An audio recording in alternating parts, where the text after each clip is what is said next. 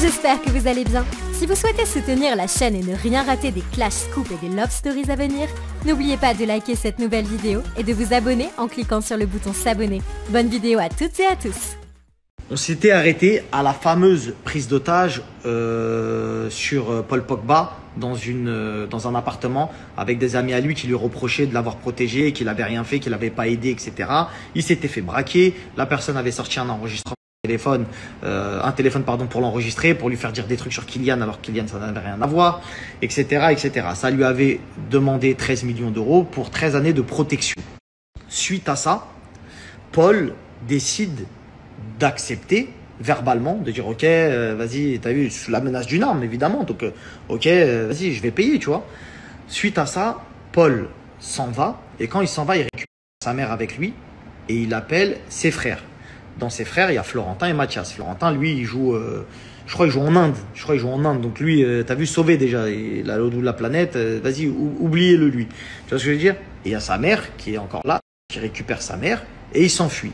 Quand il s'enfuit, il appelle évidemment son frère et il lui dit « Je te laisse une maison, je te donne la maison, je t'envoie un billet d'avion tout de suite, je te donne de l'argent, fonce dans un avion, prends un avion et sauve-toi. » Mathias, quand il entend ça, déjà de base, ils sont en froid. Tu vois ce que je veux dire? Ils sont en froid, mais ils ne mesurent pas la gravité et Paul ne lui dit pas tout.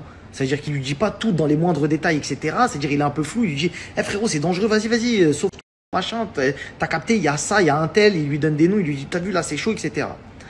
S'ensuit, pas une dispute, mais un problème de compréhension entre les deux où Mathias il lui fait comprendre que vas-y c'est tes problèmes à toi, me rends pas fou, moi j'ai de problème avec personne, je fais ce que je veux de ma vie, me ramène pas dans tes embrouilles, tu vois ce que je veux dire, mais il lui dit pas tout Paul.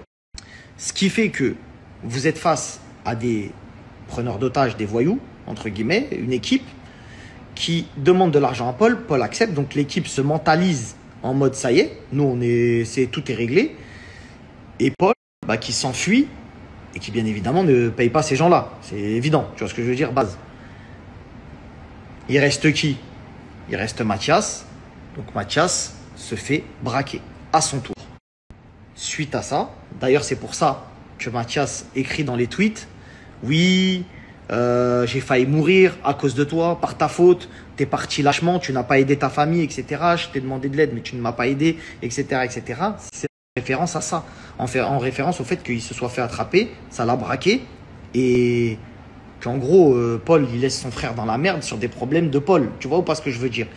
Donc, en gros, il y a un problème par rapport à ça où il y a une animosité qui s'est créée et aujourd'hui, Mathias, je pense que comme c'est invivable pour lui, c'est invivable, cette situation-là est invivable, il a envie de vivre sa vie comme il l'entend, il n'a pas forcément envie peut-être de se cacher, que ce soit à Turin, à Manchester, à Londres, tu veux, on s'en fout. Peut-être qu'il a envie de vivre là où il vit et qu'il a envie de vivre sereinement.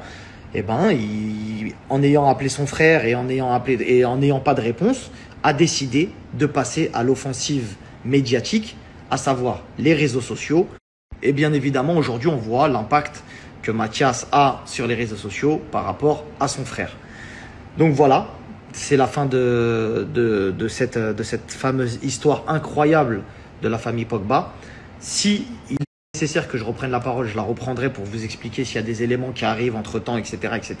Sachez une chose, c'est qu'à tout moment, si je reçois des éléments véridiques sur l'un ou l'autre, je les sortirai. C'est-à-dire ne pensez pas toute cette histoire, quand je vous la raconte, je prends parti pour un tel ou un tel.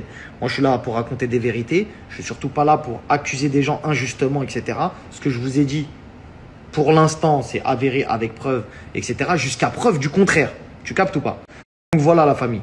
Sur ce, faites attention à vous, à vos familles et que ça nous serve d'exemple à tous pour nos familles. Que ça nous